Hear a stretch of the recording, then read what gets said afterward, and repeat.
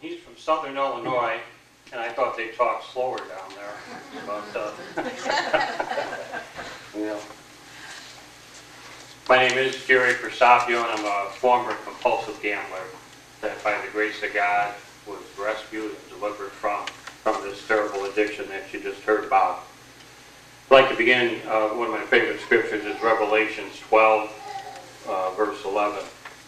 And they have defeated him, that would be Satan, because of the blood of the Lamb, Jesus Christ, and because of their testimony. And they were not afraid to die. So today, I'm here today to share my testimony of what God has done in my life and how He did rescue me from this addiction in hopes that it may help anyone out there that's hearing it. I traced my gambling back to as early as 3rd grade.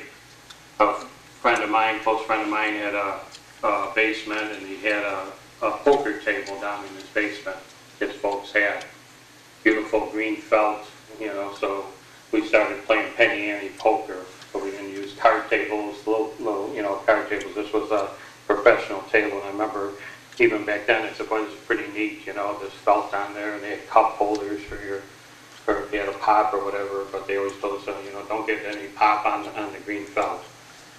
The pennies we were playing for, you know, my parents actually knew where I was and what I was doing back then, but to them, you know, it was just penny ante poker. I wasn't out running the streets. You know, they, you know, knew what I was doing. And we would play after school, and at 5 o'clock the game had to end because we had to go to our homes to eat dinner. But I remember even then, when I would look at the clock and see, you know, coming close to 5 o'clock, I still wanted to play. You know, I was kind of sorry that I had the game had to end. If I had won, especially winning was kind of a thrill back then to walk away a particular day with money more than I came with. So it's kind of interesting that even in that early stage that it started.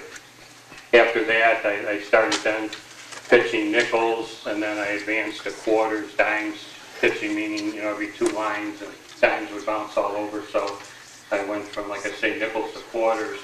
But I was seeing already, like in 5th, 6th, 7th grade, a trend was beginning in that I started to hang out and gamble with people that were older than me. So like when I was in 5th and 6th, 7th grade, I was already gambling with high school people because friends of mine, you know, were still playing penny ante poker, you know, so I was out, you know, hustling newspaper route jobs, working at butcher shops, and other friends of mine were already, even at that early age, starting to open up their own bank accounts. But every cent that I made was going toward pitching, and then I started then playing even in higher stakes poker games up at a bowling alley. So in 8th grade, again, I was playing with most kids in high school. Very seldom won. They probably were cheating me when I think back on it. But just the fact that I was with these guys and playing for larger sums of money, you know, it just seemed like it was what I wanted to do. There was a thrill in it. After that, it was around, I graduated, then gone on to high school, and I graduated high school. My folks, neither of them were gamblers, but they liked to go to Arlington racetrack once a year. And so when I was a senior in high school, they took me with them on on my first trip to the racetrack. And I bet a $2 daily double, where you have to pick the winner of the first race along with the second race. And I remember I played the numbers 6 and 6, and the 6th horse won the first race, and the 6th horse went on to win the second race, and the daily double paid $80. And boy, I thought I found heaven on earth. I said, boy, picking horses is the easiest thing that I can do. And I chased that $80 for many years after, and I was hooked on the racetrack. Ken, again, use that slide. It says, what parents do in moderation, children will carry it to excess, and I sure did. I also, after graduating high school, then I went on to college, and it was then I found a bookie at college, and I started playing sports bets with them. And I remember, again, it started out innocently. I played three games the first Saturday. They were college basketball games. I bet $10 on each game. And the guy told me, now if you lose, you got to pay $11 for but if you win, you just get the $10. I couldn't understand, why do you have to pay 11 for 10? But he said, that's the juice, and that's my, you know, my commission or whatever. And so, and I, again, the first Saturday I won the 3 college games and won $30. And again, I saw a pattern not only in my own life, but with the people that, you know, when I finally hit bottom and got help in rooms, self-help rooms for gambling, I saw the same thing happen in a lot of other people's lives. When you get an early big win in anything, it's the worst thing that can happen to you. So when I hit that daily double, when I won the sports betting, again, it was as if I could do it over and over again, and I was really hooked. It was like Satan had a hook and a hold on me. My first casino trip after graduating high school came at the age of 21.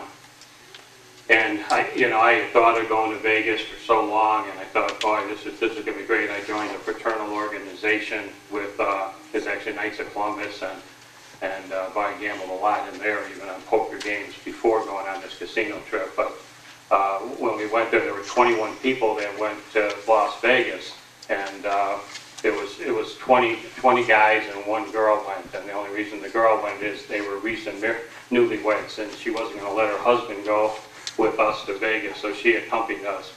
Got out to Las Vegas. I remember it was the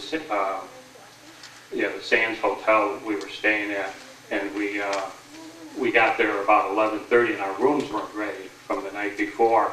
So they said they have a room here, give you a luggage tag, and go out and gamble, and come back at about 2 o'clock, and your rooms will be ready. Go out and have fun in the casino. I went out in the casino along with everybody else. When 2 o'clock arrived, and it was time to get our room, myself, along with several others, had lost all our money. And I'm not even checking my room on my initial trip to Las Vegas, and I've lost all my money for the weekend. I mean, that should have really have told me that Vegas and casino gambling was not going to be profitable for me. But something happened to me on that first trip while I was playing craps with the money I had brought. There was a fellow there that, he was different than from others. He would call the guy over and they'd give him a rack of chips, and he'd sign a slip of paper, and he didn't have to put up money like the rest of us. And I remember whispering to this guy next to me, I said, well, that guy across the table, you know, what's the situation there? How come he doesn't have to put up money? And the guy told me, well, he's a high roller. You know, he has a line of credit with the casino, and he doesn't have to put up money like the rest of us. And, you know, right then and there, I purposed in my mind that I wanted to be like him one day. And Scripture says, Proverbs 14:12, there is a way that seems right unto man, but in the end it leads to death. And so even though I lost all my money in that short couple hours, I saw something and coveted something that I wanted to be.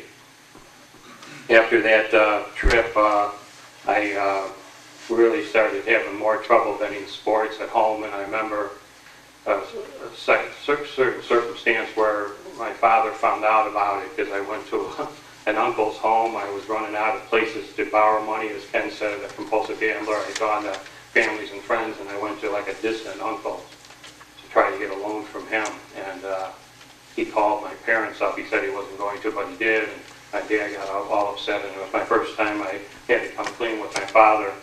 And so we went out, and I remember, you know, he told me, you know, you just have to use willpower and stop gambling, and you've got to find yourself a woman in your life and find a good girl. Well, I did the latter. I found my wife, who I'm married to today, but the other thing, as far as finding willpower, it just wasn't going to stop this gambling addiction.